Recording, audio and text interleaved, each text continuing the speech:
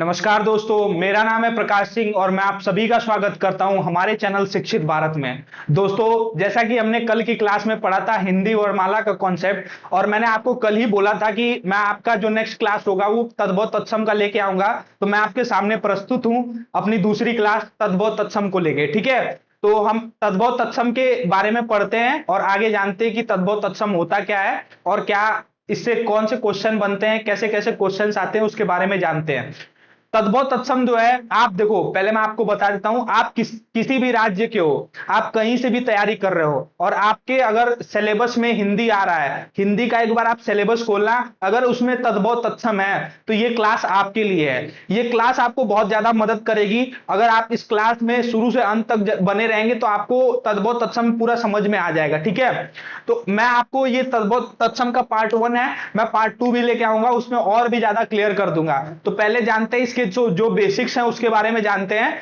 और जो भी मैं आपको क्वेश्चंस करा रहा हूं वो प्रीवियस ईयर क्वेश्चंस है, वो या तो यूपीएसआई के क्वेश्चंस है या यूपीएससी आरओ के क्वेश्चंस है। देखो, हिंदी मैंने आपको पहले वाले क्लास में ही बोला था कि हिंदी हिंदी होती है। ठीक है, चाहे वो किसी भी लेवल की हो, हिंदी कहीं से भी आप पढ़ोगे ना तो मतलब हिंदी का कोई लेवल ही नहीं होता। आप एक बार बस बेसिक समझ जाओ तो आपको सारी चीजें अच्छी से क्लियर हो जाएंगी। ठीक है, तो बढ़ते हैं हम अपने क्लास की तरफ और मैं आपको पहले बेसिक कंसेप्ट बताऊंगा जैसा कि मैंने कल के क्लास में आपको बताया था, उसके बाद मैं आपको क्वेश्चंस कराऊंगा। ठीक है, तो चलिए बढ़ते हैं। यहाँ पे तद्भव गलत लिख रखा है, तद्भव ऐसे लिखा जाता है, टाइपिस्ट ने मिस्टेक कर दिया था। चलिए नेक्स्ट क्वेश्चन की तरफ बढ़ते हैं हम लोग। क्वेश्चन है, ठीक है, पहले मैं आपको कंसेप्ट क्लियर कर देता हूं कि कंसेप्ट क्या है जिससे आपको आसानी हो पूरे क्वेश्चन को करने में। क्या है कंसेप्ट, क्या होता है? ये तत्भव है और तत्सम है। तत्सम को अगर हम इसका संधि विच्छेद करेंगे तो तत् प्लस सम। तत् का मतलब होता है उसके, और सम का मतलब क्या होता है? समान, उसके समान। सिंपल से भाषा में आपको समझाऊं तो संस्कृत के जितने भी शब्द होते हैं ना, संस्कृत के जो शब्द होते हैं उसको हम लोग क्या बोलते हैं? उसको हम लोग तत्सम बोलते हैं। और संस्कृत के जो बिगड़े स्वरूप होते हैं, जो बिगड़े शब्द होते हैं, उनको हम लोग क्या बोलते हैं? संस्कृत के बिगड़े शब्द को हम लोग क्या बोलते हैं? तद्भव बोलते हैं। ठीक है,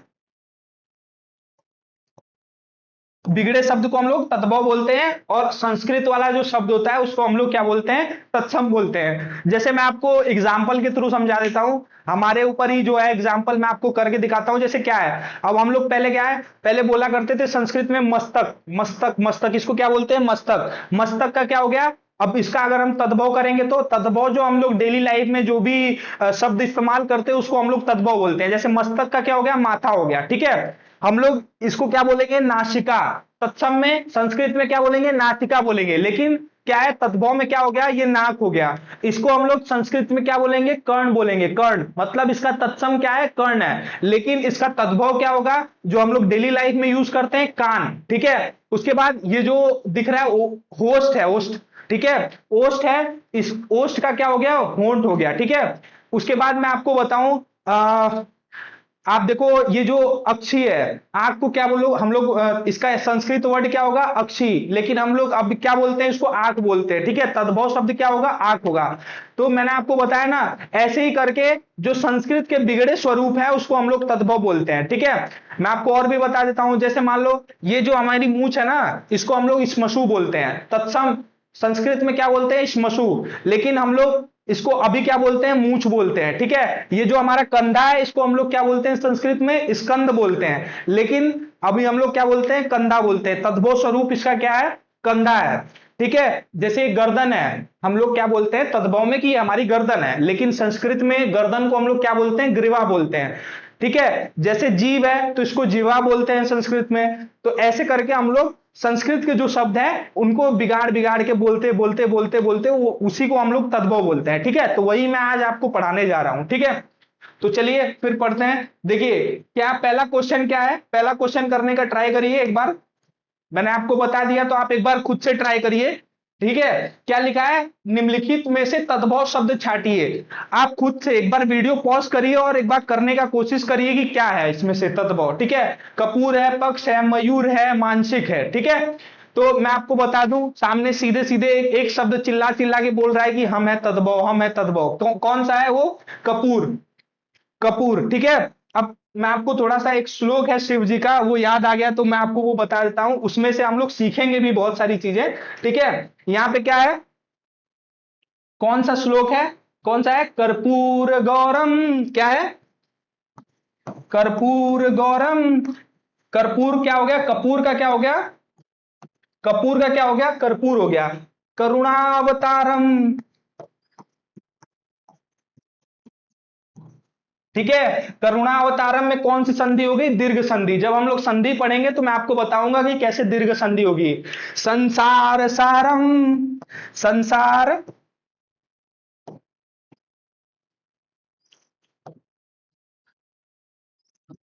ठीक है, संसार सारम। जो सार है, सार अनेकार्थी शब्द में भी यूज होता है। सार का मतलब क्या होता है, निचोड़ होता है। ये आप हमेशा ध्यान में रखना, सार का मतलब क्या होता है, निचोड़ होता है। ठीक है, फिर उसके बाद क्या है, भुजगेंद्र हारम, भुजग प्लस इंद्र प्लस हारम। ठीक है, इसका अगर हम संधि विच्छेद करें और मैं आपको एक एक शब्द का मतलब इसका बताऊंगा। ठीक है, क्या है, भुजग प्लस इंद्र प्लस हारम। ठीक है, भुजग का मतलब क्या होता है, भुजग का मतलब होता है सांप। ठीक है, इंद्र का मतलब क्या होता है, राजा। ठीक है, जो सांपों के राजा हैं वो हैं भगवान शंकर के गले में। कौन है, वासुकी। वासुकी किसके गले में है, भगवान शंकर के गले में है। ठीक है, तो भुजगेंद्र हारम, हारम मतलब जो हार की तरह पहनते हैं भगवान शंकर, भुजगेंद्र हारम। फिर उसके बाद क्या है, नेक्स्ट पेज मैं आपको बताता हूं, नेक्स्ट पेज में क्या है, भुजगेंद्र हारम सदा बसंतम। सदा बसंतम मतलब हमेशा बसते हैं हमारे दिल में। हृदयारविंदे, हृदय प्लस अरविंदम। ठीक है, हृदयारविंदम, इसमें अरविंद का मतलब क्या हो गया, कमल हो गया। और हृदय का मतलब तो आप जानते ही, हृदय ही हो गया। हृदयारविंदे भवम भवामी। ठीक है, भव का मतलब क्या हो गया, भगवान शिव, खुद भगवान शिव।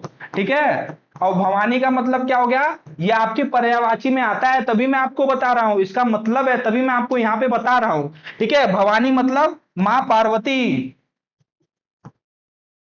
ठीक, भवम भवामी सरितम नमामि, ऐसे करके हम याद कर सकते हैं। तो जब भी मैं ये क्वेश्चन कराता हूं तो ये श्लोक जरूर मुझे याद आ जाता है, तो सोचा मैंने आपको भी बता दूं। ठीक है, तो चलिए नेक्स्ट क्वेश्चन की तरफ चलते हैं। नेक्स्ट क्वेश्चन क्या है, निम्नलिखित में से तद्भव शब्द कौन सा है। अब आप खुद एक बार देख के बताइए क्या है इसका तद्भव शब्द, क्या है। ठीक है, तो वीडियो को पॉज करके खुद से करने का ट्राई करिए। ठीक है, इसमें तद्भव शब्द कौन सा है, इसमें तद्भव शब्द अचरज है। अचरज किसका, आश्चर्य का क्या हो गया, आश्चर्य का अचरज हो गया। आश्चर्य संस्कृत का वर्ड है और अचरज क्या हो गया, इसका तद्भव शब्द हो गया। ठीक है, और बाकी अंधकार, अंगरक्षक, आशा जो है, ये सब क्या है, ये सब आपके तत्सम है। ठीक है, तो तत्सम है, तो बहुत सारे लोग कंफ्यूजन एक चीज में रहता है कि आशा तो तत्सम नहीं है, आशा तो तत्सम नहीं है, लेकिन आशा का जो तद्भव रूप है ना वो होता है आश।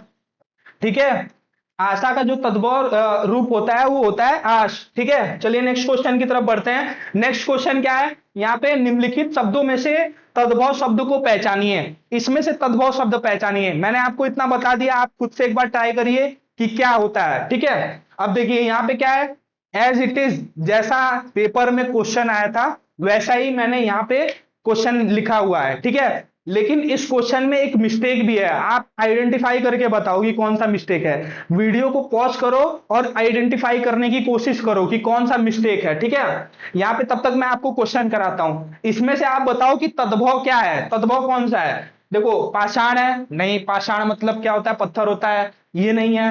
कंगड़ है, कंगड़ भी नहीं है। यहाँ पे क्या है, प्यासा जो है वो तत्भव है, इसका तत्सम स्वरूप क्या होगा वो मैं आपको बता देता हूं।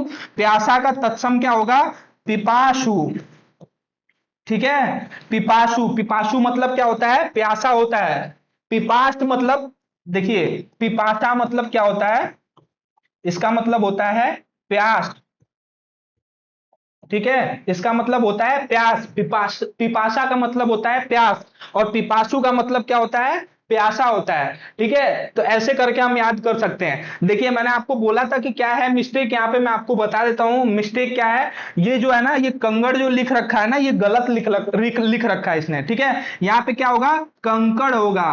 कंकड़ का मतलब क्या होता है, ये संस्कृत वर्ड है, इसका मतलब क्या होता है, कंगन होता है। क्या होता है, कंगन। ठीक है, तो ऐसे करके हम आइडेंटिफाई कर सकते हैं। और क्वेश्चन गलत है। पहले क्या हुआ करता था, पहले जब हिंदी के क्वेश्चंस हमारे पेपर में गलत हुआ करते थे तो कोई क्लेम करने वाला नहीं होता था। ठीक है, लेकिन अब इतने सारे सोर्सेज हो गए ना कि आप आसानी से क्लेम कर सकते हो कि ये क्वेश्चन गलत है।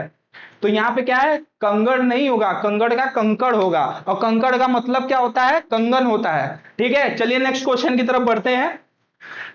अब देखिए ये क्वेश्चन आ गया, शुरुआत में मैंने आपको बताया था इसके बारे में, आप एक बार खुद से ट्राई करने का कोशिश करिएगा। ठीक है, क्या लिखा है, संस्कृत भाषा में हिंदी के बिना परिवर्तित हुए शब्द को क्या बोलते हैं हम लोग।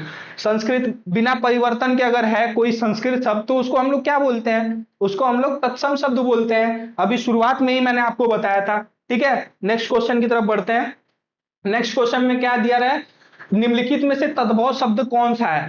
अब इसमें से हम लोग को तद्भव शब्द बताना है। ठीक है, अब शुरुआत में मैंने आपको बताया था कि जो मस्तक हो गया, मस्तक मस्तक उसको हम लोग बोलते बोलते क्या कर दिए, माथा कर दिए। तो यहाँ साफ साफ दिख रहा है कि यहाँ पे जो माथा है वो क्या है, वो तद्भव है, और बाकी के सारे क्या है, यहाँ पे तत्सम है। ठीक है, नेक्स्ट क्वेश्चन की तरफ बढ़ते हैं। हमारा जो नेक्स्ट क्वेश्चन है वो क्या है, तद्भव शब्द किससे बने हैं। आप एक बार वीडियो पॉज करिए और करने का कोशिश करिए। ये यूपीएसआई का सवाल है। ठीक है, ये एक बार करने का कोशिश करिए अपने से। हिंदी शब्दों के मूल शब्दों से बने हैं, नहीं, मैंने आपको शुरुआत में ही बताया था। विदेशी शब्दों से बने हैं, नहीं। उर्दू शब्दों में बदलाव करके बने हैं, नहीं। तद्भव शब्द किससे बने हैं, संस्कृत शब्दों में कुछ बदलाव करके बने हैं। ये क्या है, ये इसका उत्तर हो जाएगा। देखो आप एसआई में कैसा सवाल आ रहा है। ठीक है, चलिए नेक्स्ट क्वेश्चन की तरफ बढ़ते हैं। नेक्स्ट क्वेश्चन हमारा क्या है, यहाँ निम्नलिखित प्रश्न में से 4 विकल्प दिए गए हैं जिसमें एक शब्द दिए गए शब्द का तत्भव है। अब ग्राम का तत्भव क्या है, इसमें तो आसानी से दिख रहा है। अब ग्राम का तत्भव क्या है, आप खुद से कोशिश करो। ग्राम का तत्भव क्या है, गांव है। शहर तो होगा नहीं, सड़क तो होगा नहीं, खेत तो होगा नहीं, ग्राम का क्या हो जाएगा, गांव हो जाएगा। ठीक है, चलिए नेक्स्ट क्वेश्चन की तरफ बढ़ते हैं। हमारा नेक्स्ट क्वेश्चन क्या है, तत्सम शब्द पहचानिए। अब इसमें तत्सम शब्द पहचानना है, मतलब क्या है, मतलब संस्कृत के शब्द को हमें पहचानना है इसमें। तो आप फिर से मैं बोल रहा हूं आपको, आप एक बार ट्राई करिए खुद से करने का, बहुत आसान है तद्भव तत्सम। ठीक है, इसमें कौन सा है, इसमें निद्रा है, हाँ निद्रा है। निद्रा क्या है, तत्सम शब्द है, ये संस्कृत का शब्द है। आप कान का मैंने आपको क्या बताया था, कान का तत्सम क्या हो जाएगा, कर्ण हो जाएगा। ठीक है, उसी तरह मोर का क्या हो जाएगा, मयूर हो जाएगा। ठीक है, बंदर जो है इसका तत्सम शब्द अगर हम करेंगे तो वो हो जाएगा, वानर हो जाएगा। तो ऐसे करके हम याद कर सकते हैं बहुत आसानी से। हम कहीं पे भी जा रहे हैं तो हम एक बार कोशिश करेंगे उस चीज को जानने का, तो हम लोग आसानी से जान जाएंगे। ठीक है, चलिए नेक्स्ट क्वेश्चन की तरफ बढ़ते हैं। नेक्स्ट क्वेश्चन क्या है, यहाँ पे निम्नलिखित प्रश्न में से 4 विकल्प दिए गए हैं जिनमें एक शब्द दिए गए शब्द का सही तद्भव रूप है।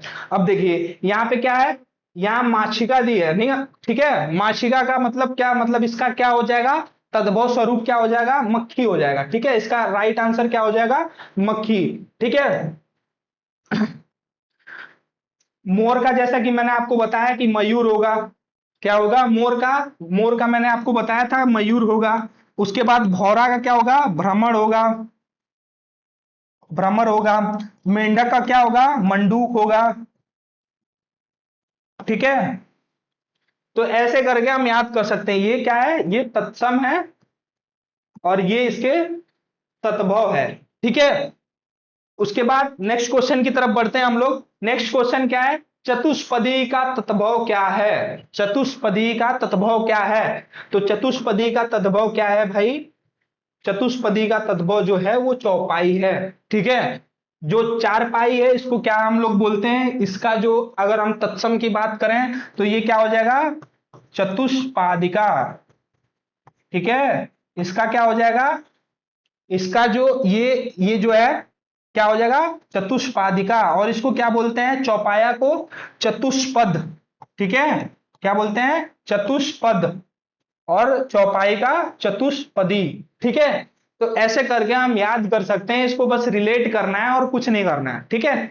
चलिए नेक्स्ट क्वेश्चन की तरफ बढ़ते हैं। नेक्स्ट क्वेश्चन हमारा क्या है, जालक का तत्भव क्या है, जालक का तत्भव झरोखा है। ये बहुत ही कॉमन क्वेश्चन है, ये हमेशा आता है, बार बार रिपीट करता है, तो इसीलिए मैंने इस क्वेश्चन को हम जो मैं करा रहा हूं सीरीज उसमें रखा है, ठीक है। चलिए नेक्स्ट क्वेश्चन की तरफ बढ़ते हैं। नेक्स्ट क्वेश्चन क्या है, नेक्स्ट क्वेश्चन हमारा है यहाँ पे कि इनमें से कौन सा तत्सम शब्द नहीं है, इनमें से कौन सा तत्सम शब्द नहीं है, हमें ये पहचानना है।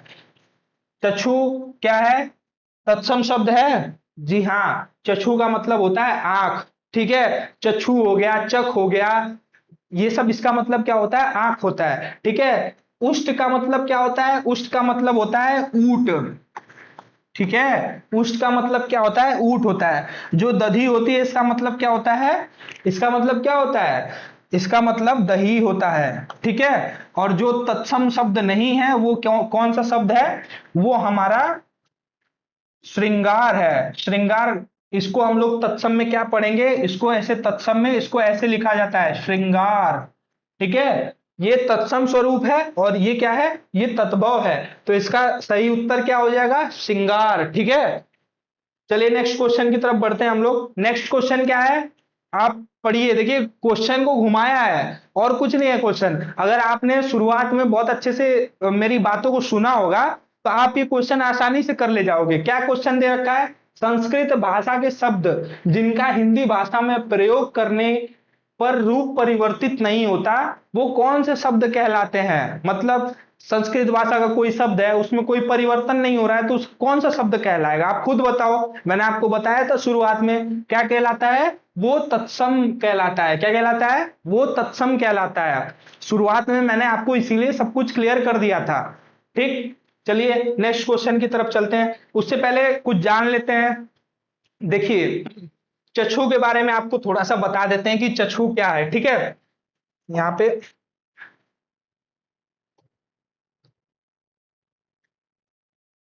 सॉरी,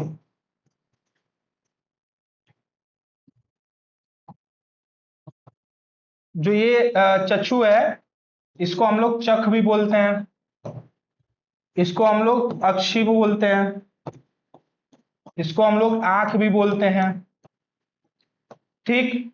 और इसको हम लोग क्या बोलते हैं, ये नैन का नयन हो जाता है। और सबसे खास बात पता है क्या है, ये चारों के चारों क्या है, पर्यायवाची शब्द है, आंख के क्या है, पर्यायवाची शब्द है, ठीक है। तो ऐसे करके हम याद कर सकते हैं। जब हम पर्यायवाची को रिलेट करने लग जाएंगे तत्सम तद्भव से, तद्भव तत्सम को विलोम शब्द से रिलेट करने लग जाएंगे तो हम लोग को आसानी से समझ में आने लग जाएगा, सारी चीजें बहुत आसानी से होने लग जाएंगी। लेकिन हम लोग करते क्या है, हम लोगों ने इसको अलग अलग करके पढ़ा दिया है, मतलब टॉपिक बना दिया है, तो बच्चे बहुत ज्यादा कंफ्यूज हो जाते हैं। अगर आप इसको रिलेट करना चालू कर दो ना तो आपको सब एक ही जैसा लगेगा और आप आसानी से कोई भी क्वेश्चन कर ले जाओगे, ठीक है। चलो नेक्स्ट क्वेश्चन की तरफ बढ़ते हैं। नेक्स्ट क्वेश्चन मैंने आपको बता ही दिया। यहाँ पे देखो, यहाँ पे क्या है, यहाँ पे इनमें से कौन सा तत्सम तद्भव का सही जोड़ा नहीं है। मैंने आपको शुरुआत में ही इनके बारे में बता दिया है, तो आइए करते हैं, ठीक है। दधी दही ये सही है, उष्ट ऊट ये भी सही है, श्रृंगार श्रृंगार ये भी सही है, लेकिन ये वाला जो है ये गलत दे रखा है, तो इसका राइट आंसर यही वाला हो जाएगा, ठीक है। इसका राइट आंसर कौन सा हो जाएगा, ये वाला, नजर और आंख। नजर और आंख का दूर दूर तक संबंध नहीं है, ये क्या है, ठीक है, ठीक है। यहाँ पे इसका क्या होता, अगर आंख दिया है तो ये अक्षी हो जाता, जैसा कि मैंने आपको पहले बताया था, ठीक है। चलिए नेक्स्ट क्वेश्चन करते हैं।